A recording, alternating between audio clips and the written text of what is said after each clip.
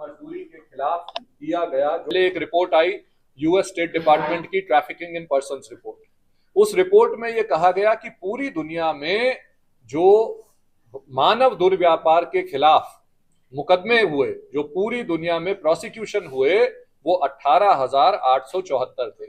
18,874 मात्र मुकदमे दुर्व्यापार के खिलाफ हुए, जो पूरी दुनिया का सबसे बड़ा संगठित अपराध है।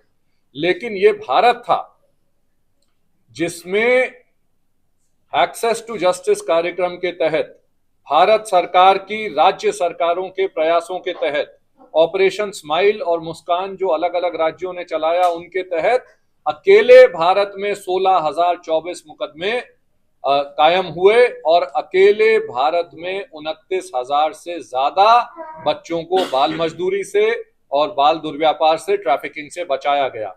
पूरी दुनिया जो काम मिलके कर पा रही है, भारत ने पिछले साल उससे लगभग उतना ही काम किया है या उससे ज्यादा ही काम किया है, क्योंकि 18,000 में कुछ आंकड़े साउथ एशिया के भी हैं तो रिपीट हुए हैं। तो ये एक बहुत ही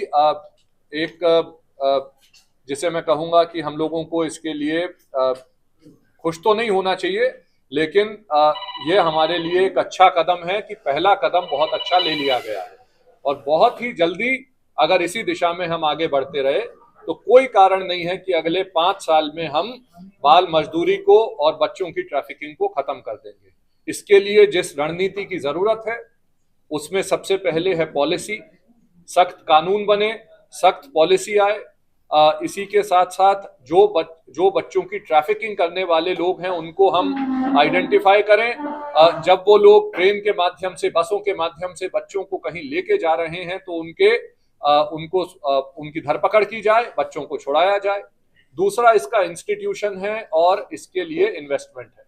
तो बच्चों की मजदूरी को खत्म करने के लिए जिस बजटरी एलोकेशन की जरूरत है, चाहे शिक्षा के माध्यम से हो, चाहे पुनर्वास के लिए हो, चाहे जो ये मानव दुर्व्यापार, बाल दुर्व्यापार, ट्रैफिकिंग कर रहे हैं उन लोगों को सजा दिलाने के लिए, प्रोसिक्यूशन के लिए हो, चिल्ड्रंस कोर्ट बनाने के लिए हो, इस जगह इन्वेस्टमेंट करके बजटरी एलोकेशन की जरूरत है। तीसरी जरूरत है उन लोगों की जिनका काम है कि इसको खत्म करें, उनकी कैपेसिटी बढ़ाने की।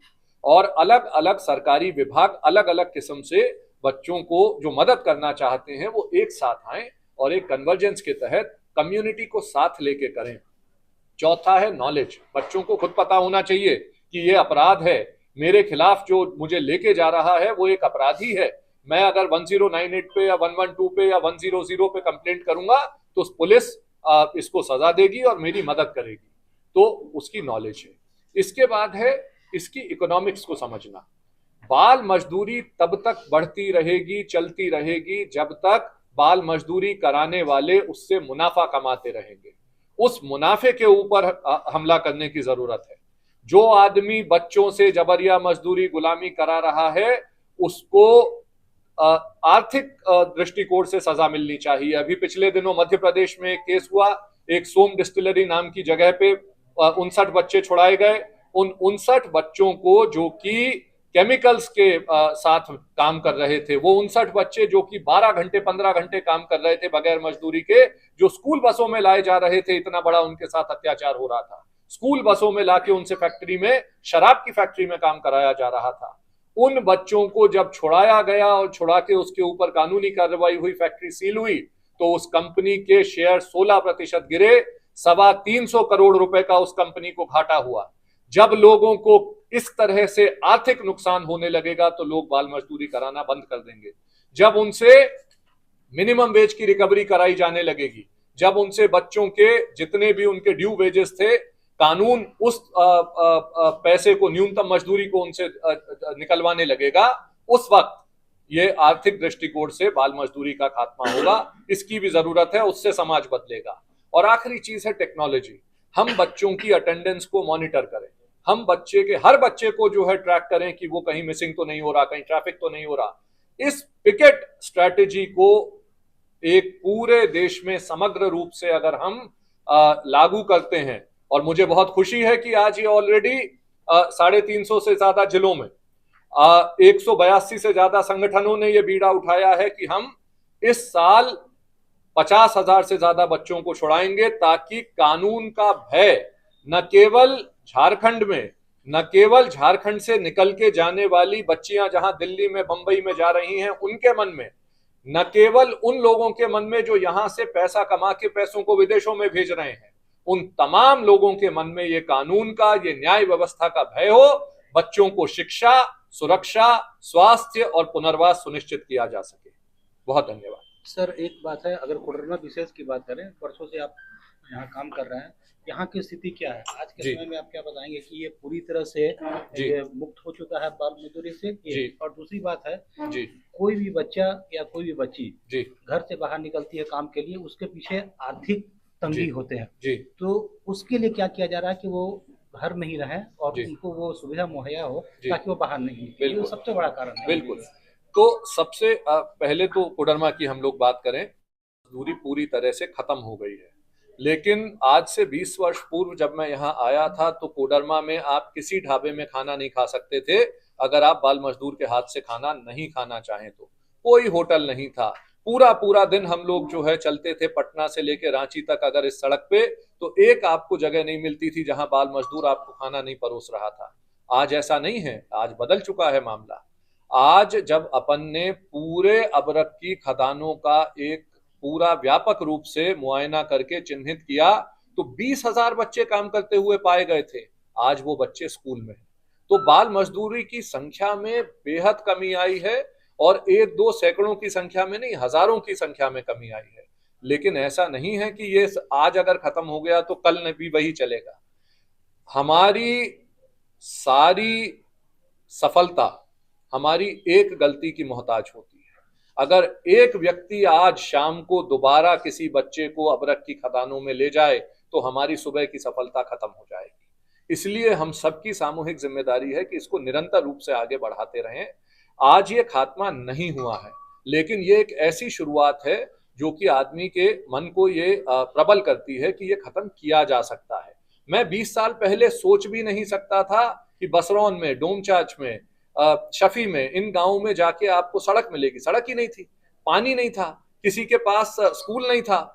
यहाँ पे 10 साल हमने देखा कि स्कूल सीआरपीएफ की छावनियों में परिवर्तित थे। यहाँ पे पुलिस रहती थी स्कूलों के अंदर, स्कूल नहीं चलते थे, बच्चों के पास कोई व्यवस्था नहीं थी। आज ये सब बदल चुका है। आप में से जो लोग कोडरमा में पिछले 10-15 साल से निरंतर रूप से आ रहे होंगे, वो देख रहे होंगे अब जंगलों में आप जा सकते हैं, अब सड़कें हैं, अब स्कूल चल रहे हैं। तो ये जब इंफ्रास्ट्रक्चर बनेगा और इसी के साथ साथ बच्चे स्कूल में आएंगे। जिस वक्त हमने काम करना शुरू किया, भारत में मौलिक अधिकार ही नहीं था शिक्षा, आज है। आज हर बच्चा इसलिए स्कूल जा पा रहा है। तो ये खत्म नहीं हुआ है, लेकिन बहुत जल्दी खत्म होगा, ये पहली बात है। दूसरी बात यह है कि बच्चे गरीब क्यों हैं? बच्चे इसलिए गरीब हैं क्योंकि उनके माता पिता गरीब हैं। उनके माता पिता के पास पैसा नहीं है। और माता पिता के पास पैसा क्यों नहीं है? क्योंकि माता पिता को न्यूनतम मजदूरी में कोई भी व्यक्ति अपने यहाँ नहीं रख रहा काम करते हुए। मैं अगर दिल्ली की बात करूं, तो यहाँ से बच्चियां झारखंड से प्लेसमेंट एजेंसी के माध्यम से ट्रैफिक होके दिल्ली जाती हैं। वहां यौन शोषण हो रहा है, वहां वीडियो रिकॉर्डिंग हो रही है, वहां उनके साथ तमाम तरह के ब्लैकमेल हो रहा है, अत्याचार हो रहा है। लेकिन वो उसी बच्चे के माँ बाप को अगर कोई दिल्ली ले जाएगा और अपने घर में काम करने लगाएगा, तो उसको देने पड़ेंगे 15,000 रुपए महीना। और बच्ची को यहां से जब आप लेके जा रहे हो, तो आप उसको 1 रुपया नहीं दे रहे, आप उसको कह रहे हो तुझे कम से कम रहना खाना तो दे रहे हैं। तो बच्ची क्या गरीबी से निकल गई? नहीं निकली। आज वो काम कर रही है, कल अगर वो बेरोजगार हो गई तो वो भी गरीब रहेगी। तो ये जो दुष्चक्र है, जो गरीबी को, बाल मजदूरी को, अशिक्षा को और पूरे समाज के विकास को अवरुद्ध कर रहा है, ये दुष्चक्र चलता रहेगा। इसको खत्म करने का सबसे अच्छा तरीका है कि बच्चों को शिक्षा से जोड़ा जाए, बच्चों के माता पिता को न्यूनतम मजदूरी दी जाए, और जो उनके अधिकार हैं वो सामाजिक सुरक्षा की योजनाओं से उनको जोड़ा जाए।